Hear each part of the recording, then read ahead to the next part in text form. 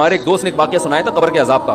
مجھے یقین نہیں تھا. میں نے کہا ایسا نہ ہو ان کے دماغ میں تخیل ہو. تو میں نے اس کی تصدیق کروائی اس علاقے میں, اس گاؤں میں, اور لوگوں کو کال کر کے پوچھی ایسا ہوا. انہوں نے کہا ایسا ہوا ہے. تو مجھے یقین آیا. وہ قبر بار بار نا اس کو نکال کے باہر پھینک دیتی تھی, بندے کو ڈالتے تھے قبر میں. اس نے بہت سے علماء شہید کروائے تھے نالائق نے. اس کا جرم یہ تھا کہ وہ مخبریاں کر کر کے نا علماء کو قتل کرواتا تھا. اس کے والد میرے پاس آئے, ہم لوگ کے پاس آئے. انہوں نے کہا کہ بھائی میں جب صبح جاتا ہوں تو میرے بچے کی جو لاش ہے نا وہ قبر سے باہر پڑی ہوئی ہوتی ہے, تو میں بڑا پریشان ہوں, کیا کروں. تو ہم پھر دفن کرتے ہیں تو اچھا قبر بالکل صحیح ہوتی ہے اوپر سے, اور وہ بندہ باہر ہوتا ہے, وہ دوبارہ بند ہو جاتی ہے قبر.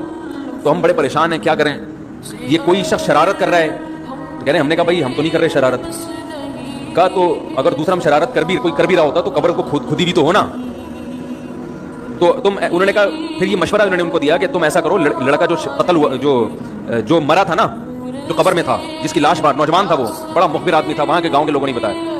تو اس کی لاش جب باہر پڑی ہوتی تو باپ اور بھائی کو لوگوں نے مشورہ دیا اس لڑکے کے کہ تم لوگ رات کو قبرستان میں جا کے بیٹھ جاؤ, پہرا دو کہ کون آتا ہے نکال کے جاتا ہے اور قبر کو پیک کر کے چلا جاتا ہے.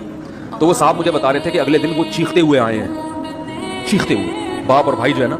کہہ رہے ہم نے رات کو منظر دیکھا کہ پہلے ہمیں رات جب اندھیرا ہوا ہے نا تو قبر کے اندر سے چیخنے کی آواز آئی, اور ہمارے سامنے قبر کھلی ہے تو ہم نے اس لڑکے کو دیکھا کہ آگ جل رہی ہے اس کی لاش پہ, اور وہ ایسے ایسے اپنے سر کو پیٹ رہا ہے. کہہ رہے ہم تو خوف کی وجہ سے بے ہوش ہو گئے, ہمیں نہیں پتا اس کے بعد کیا ہوا. ہوش میں آیا تو وہ لاش باہر پڑی.